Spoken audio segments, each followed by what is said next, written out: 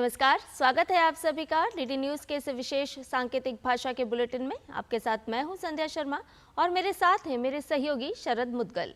आइए बुलेटिन की शुरुआत करें हेडलाइंस के साथ। संसद में आज का दिन बेहद महत्वपूर्ण। बीजेपी कांग्रेस ने अपने सांसदों को जारी किया व्हिप।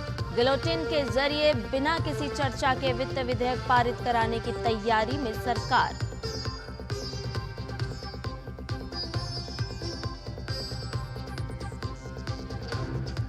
नागपुर हिंसा के मास्टरमाइंड फहीम खान की पुलिस हिरासत का आखिरी दिन, कोर्ट में होगी पेशी। शहर के कुछ हिस्सों से हटाया गया कर्फ्यू।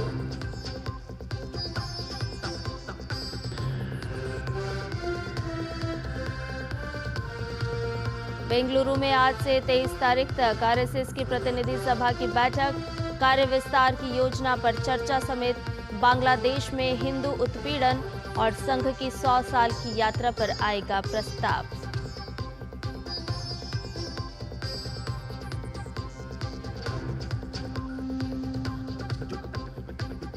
अमेरिका में इलॉन मस्क के विभाग को झटका। फेडरल कोर्ट ने डेटा साझा करने पर लगाई रोक।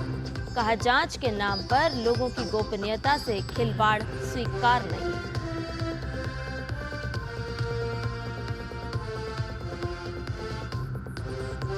और अमेरिका में बंद होगा संघीय शिक्षा विभाग। राष्ट्रपति डोनाल्ड ट्रंप ने कार्यकारी आदेश पर किए हस्ताक्षर। यूक्रेन के साथ खनिज समझौते पर भी जल्द साइन करेंगे ट्रंप।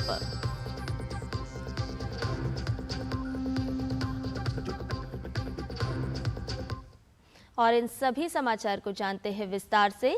लोकसभा में आज सरकार की ओर से केंद्रीय बजट पास कराया जाएगा। इसके लिए बीजेपी ने अपने सांसदों को 3 लाइन का व्हिप जारी किया है। भाजपा ने व्हिप में कहा है कि सभी सांसदों को सूचित किया जाता है कि शुक्रवार को कई अनुदान मांगों पर चर्चा के बिना ही मतदान यानी गिलोटिन किया जाएगा। इसलिए सभी सांसदों की उपस्थिति अनिवार्य है। कांग्रेस ने भी अपने सांसदों को व्हिप जारी किया है और कहा है कि वो आज लोकसभा में मौजूद रहें। संसदीय भाषा में गिलोटिन का मतलब है वित्तीय कामकाज को एक साथ लाना और तेजी से पारित कराना। बजट सत्र के दौरान लोकसभा में ये एक आम प्रक्रिया है। एक बार गिलोटिन लागू हो जाने के बाद अनुदान की बाकी मांगों पर बिना किसी चर्चा के मतदान किया जाता है। इससे ये सुनिश्चित होता है कि बजट निर्धारित समय के भीतर पारित हो जाए और सरकार बिना किसी देरी के अपना काम जारी रख सके। आज लोकसभा में प्रश्नकाल और शून्यकाल के अलावा जल शक्ति मंत्रालय, उपभोक्ता मामले, खाद्य और सार्वजनिक वितरण समेत कृषि और किसान कल्याण विभाग से संबंधित चर्चा होगी। लोकसभा में आज विनियोग विधेयक 3/2025 पर भी चर्चा होगी। बात करें राज्यसभा की तो यहाँ गृह मंत्रालय के कामकाज के अलावा बैंकिंग कानून संशोधन विधेयक 2024 पर चर्चा की जाएगी।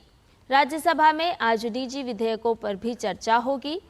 सांसद, सरोगेसी, मीडिया कर्मियों की सुरक्षा समिति, क्रिमिनल लॉ और कार्यस्थल में महिलाओं के विरुद्ध अपराध जैसे विषयों पर निजी विधेयक पेश करेंगे।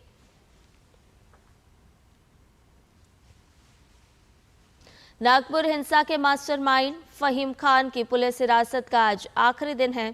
पुलिस फहीम खान को आज कोर्ट में पेश करेगी। फहीम पर दंगाइयों को इकट्ठा करने और हिंसा को बढ़ावा देने का आरोप है।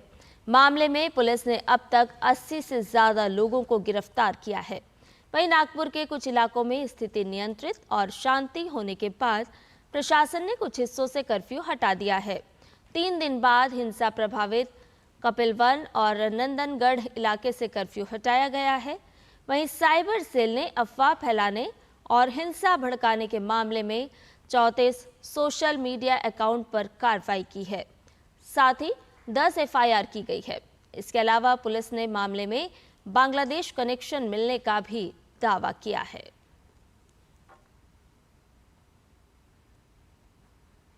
बेंगलुरु में आज से आरएसएस की अखिल भारतीय प्रतिनिधि सभा शुरू हो रही है। 23 मार्च तक चलने वाली इस महत्वपूर्ण सभा में संघ प्रमुख मोहन भागवत के अलावा सभी अखिल भारतीय पदाधिकारी शामिल होंगे। क्षेत्र और प्रांतों के भी अधिकारी इसमें हिस्सा लेंगे। इस बार प्रतिनिधि सभा में संघ के कार्य विस्तार की योजना पर चर्चा होगी और बांग्लादेश में हिंदू उत्पीड़न समेत संघ की 100 साल की यात्रा पर प्रस्ताव आएगा। संघ पहले भी बांग्लादेश में हिंदुओं की सुरक्षा से जुड़ा मुद्दा उठा चुका है। आरएसएस ने बांग्लादेश की अंतरिम सरकार से यह सुनिश्चित करने की अपील की थी कि हिंदुओं पर अत्याचार बंद हो। आमतौर पर संघ की प्रतिनिधि सभा में सामाजिक और राजनीतिक प्रस्ताव पास होते हैं। विजयादशमी यानी दशहरा को संघ के 100 साल पूरे हो रहे हैं, इसलिए इस साल विजयदशमी से लेकर 2026 की विजयदशमी तक संघ का शताब्दी वर्ष मनाया जाएगा। प्रतिनिधि सभा में पूरे साल भर के कार्यक्रम भी तय किए जाएंगे। यूपी के मुख्यमंत्री योगी आदित्यनाथ आज रामनगरी अयोध्या में 1 दिवसीय दौरे पर रहेंगे। मुख्यमंत्री अयोध्या में हनुमानगढ़ी और रामलला के दर्शन पूजन करेंगे और विभिन्न कार्यक्रमों में शामिल होंगे। इस दौरान मुख्यमंत्री अयोध्या के विकास के साथ साथ रामनवमी की तैयारियों को लेकर अफसरों के साथ चर्चा भी करेंगे। योगी राज सदन में लिटरेचर फेस्टिवल में भी शामिल होंगे। मुख्यमंत्री रामकथा पार्क में मुख्यमंत्री युवा उद्यमी विकास अभियान के अंतर्गत संयुक्त क्रेडिट कार्ड कैंप में शामिल होकर प्रदर्शनी का अवलोकन करेंगे।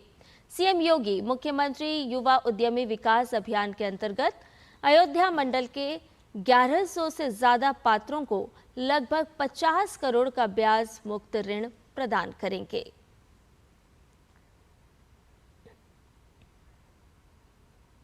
अमेरिका के टेक अरबपति एलन मस्क के विभाग को फेडरल कोर्ट से झटका लगा है। मैरीलैंड के अमेरिकी जिला न्यायाधीश ने टेक अरबपति एलन मस्क के सहयोगियों के साथ एसएसए द्वारा डेटा साझा करने पर रोक लगाने के आदेश दिए हैं।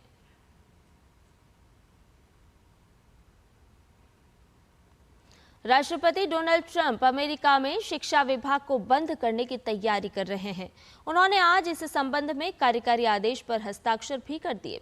संघीय शिक्षा विभाग को बंद करने संबंधी अहम दस्तावेज पर हस्ताक्षर से पहले ट्रंप एक स्कूल में पहुंचे। अमेरिकी राष्ट्रपति ने कहा कि जब राष्ट्रपति जिमी कार्टर ने 1979 में संघीय शिक्षा विभाग बनाया तो उनके खुद के मंत्रिमंडल के सदस्यों के साथ ही अमेरिकन फेडरेशन ऑफ टीचर्स और न्यूयॉर्क टाइम्स के संपादकीय बोर्ड ने इसका विरोध किया था।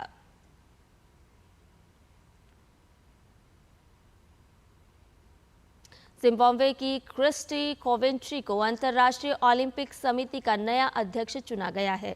41 वर्षीय पूर्व तैराक क्रिस्टी कोवेंट्री अंतर्राष्ट्रीय ओलंपिक समिति के इतिहास में इस पद को संभालने वाली पहली महिला होंगी। ये पहली बार है जब अफ्रीका से कोई आईओसी का अध्यक्ष बना है।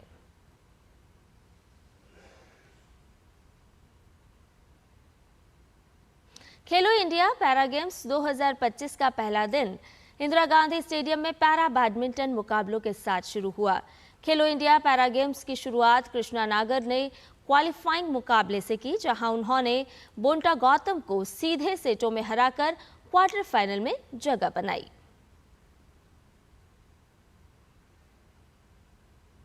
और इसके साथ ही इस विशेष सांकेतिक भाषा के बुलेटिन में फिलहाल इतना ही। मुझे और मेरे सहयोगी शरद मुदगल को दीजिए इजाजत। नमस्कार।